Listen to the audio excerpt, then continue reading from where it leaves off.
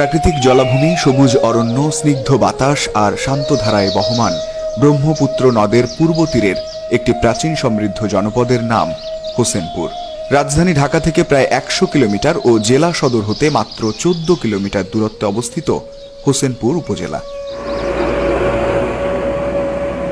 ১৭৮১ খ্রিস্টাব্দে জেমস রেলেন অঙ্কিত অবিভক্ত বাংলাদেশের ভৌগোলিক মানচিত্রে কিশোরগঞ্জ জেলার যে ৩টি জনপদের নাম উল্লেখ করে সীমানা চিহ্নিত করেছেন, তার মধ্যে একটি জনপদের নাম হোসেনপুর।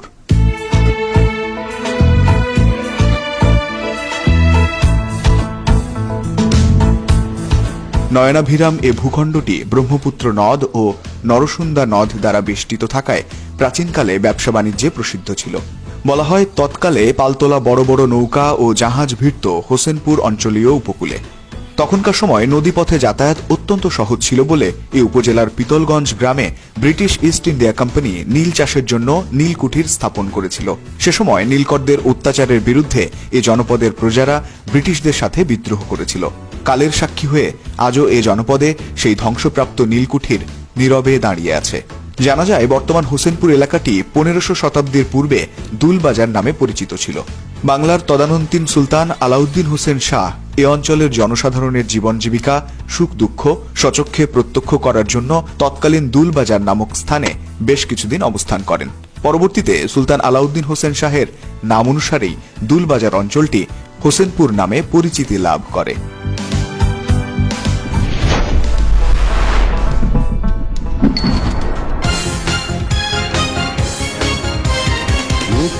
যুদ্ধে জিতেছে পুলিশ, আবার তারা জিতবে, ও জিতবে, পুলিশ জিতবে। গ্রাম বাংলার প্রসিদ্ধ গাজীকালু ও চম্পাবতী পুঁথি সাহিত্যের রচয়িতা, স্বনামধন্য পুঁথিকার ও সাহিত্যিক মরহুম আব্দুর রহিম মুন্সির জন্মস্থান এ উপজেলারই গলাচিপা গ্রামে।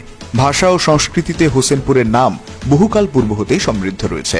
আজ থেকে ঠিক ১০০ বছর পূর্বে এ অঞ্চলের প্রভূত উন্নয়ন ও ব্যবসা বাণিজ্যে নিরাপত্তা বৃদ্ধিকল্পে ১৯২২ সালে হোসেনপুরে একটি থানা প্রতিষ্ঠিত হয়। তখন থেকেই হোসেনপুর অঞ্চলটি অর্থনৈতিক দিক থেকে ব্যাপকভাবে সমৃদ্ধির দিকে এগিয়ে যায়। কিন্তু ১৯৭১-এর স্বাধীনতা যুদ্ধে হোসেনপুর ব্যাপকভাবে ক্ষতিগ্রস্ত হয়।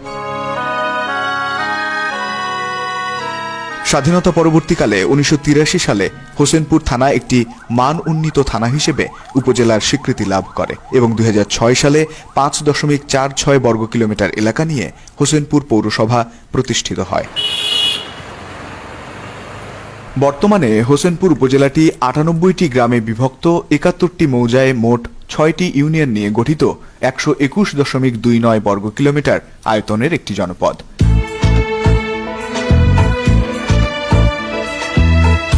প্রখ্যাত মৎস্যবিজ্ঞানী আবুল কালাম মোহাম্মদ আমিনুল হক, মরহুম কবি আজহারুল ইসলাম এ উপজেলায় জন্মগ্রহণ করেন।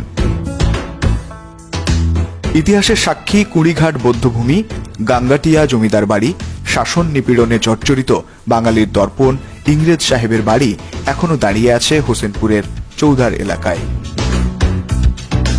বিভিন্ন ঐতিহ্যের নিদর্শন এবং প্রাকৃতিক সৌন্দর্যের লীলাভূমি হোসেনপুর উপজেলার বর্তমান জনসংখ্যা প্রায় ২ লক্ষ।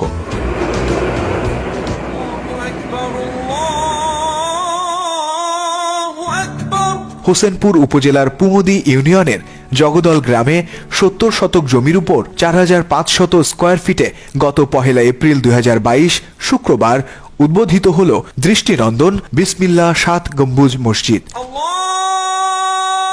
উল্লেখ্য, এই মসজিদটি নির্মাণে ব্যয় হয়েছে প্রায় ২ কোটি টাকা। হোসেনপুর উপজেলার প্রত্যন্ত গ্রামাঞ্চলে সুন্দর এই মসজিদটির প্রতিষ্ঠাতা সভাপতি আব্দুস সালাম খান।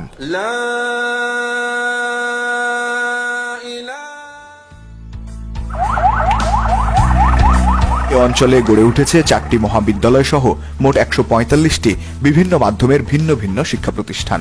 সর্বশেষ সমীক্ষায় শিক্ষার মান ৪১.৮% দেখানো হলেও গত ১ দশকে হোসেনপুর উপজেলার শিক্ষার প্রভূত উন্নতি লক্ষ্য করা যায়।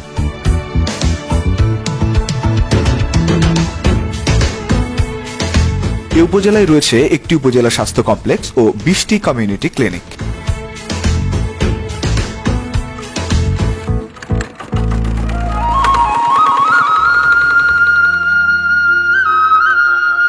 এ এই উপজেলায় রয়েছে একটি আঞ্চলিক গণমাধ্যম সাপ্তাহিক হোসেনপুর বার্তা। ৩৬,৬৬৮ জন বেকার জনগোষ্ঠীর বসবাস অঞ্চল হোসেনপুর উপজেলার সকল মানুষের সার্বিক নিরাপত্তা